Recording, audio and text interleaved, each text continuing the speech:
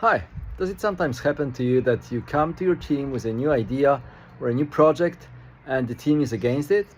Or you have found a new way of doing things, like a new process, improved procedure, and people do not want to accept that? Well, I have seen it so many times in my business when I was leading the company, so within my team, but also within XTRF management systems when we implemented a management platform, automation platform for our clients, and we could see it on their side.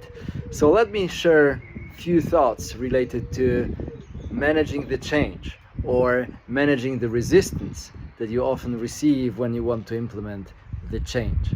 I'm Andrzej Nedoma, your business coach and business advisor, and I've spent 25 years running my businesses before I sold them and started to coach other entrepreneurs and help them achieve amazing results with joy and personal fulfillment. And today, as a part of the months of April, where we discuss challenges of the CEO, we discuss exactly that topic: how to manage the change and the resistance that you often receive from your team when you want to implement something new. So I would suggest that we start with saying the resistance to change is kind of natural. So the fact that people react that way isn't typically very strange, because we need to remember that every change means some discomfort for people, and they don't like it. And by the way, with the change and discomfort comes also the fear that they will lose something on the way.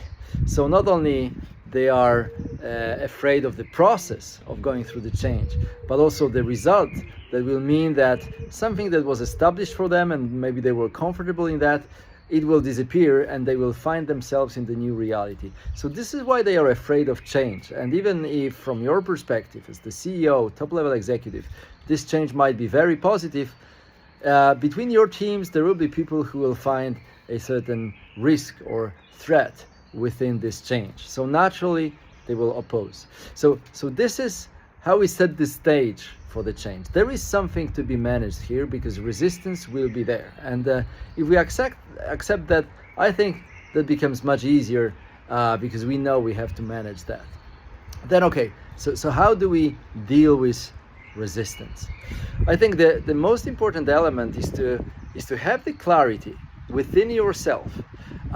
Why do you want to change these things? Why do you want to change these procedures, the processes? Why do you want to change the management system? Whatever change you want to implement, what's the why behind it? So what's the win? Or what's the return on investment? Because we know there will be cost involved, so what's the return? What's the positive side of that change? And if we have clarity on that, it's much easier to now communicate this change to the team, because rather than just saying what we change, it's important to have them onboarded with you on the reason why we change it, so that they accept this why and they become part of this.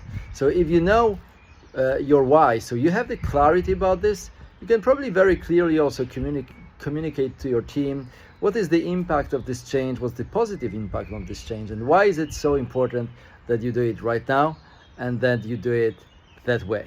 Because communication is key, and without the why, it will be very hard to have their buy-in. I have also seen that when implementing our system, when we're selling XTRF, there is this change in energy, we can say, which is related to the fact of implementation. In our case, it was a new management system that companies were buying from us as the developer and supplier of this system. At the beginning, they were super excited. So when they were signing the contract, they were hyped, they were really full of energy, enthusiasm, and hope for the change, for the better that comes with the system. What they often forgot was that the longer they spend on the implementation, the less energy they will have within this process. And surely when we were implementing the system, there were some trade-offs, right? So they had to resign from some procedures that they lived with or elaborated so far, and they had to replace them with the certain procedures that we incorporated within our automated system so that they can eventually work less or more efficiently. So they needed to change something in their behavior, and this was the difficult part for them, right?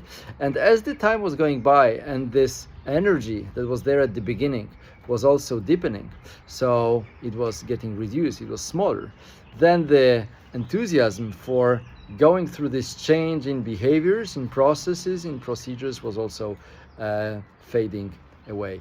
So on one side, I would say from that experience, it's important to implement this change as quickly as possible, but at the same time, it's important to know that each change comes with some challenges or difficulties, and you need to maintain a high level of energy so that you can actually push through this. Because if you stop at these challenges, then you'll not get to the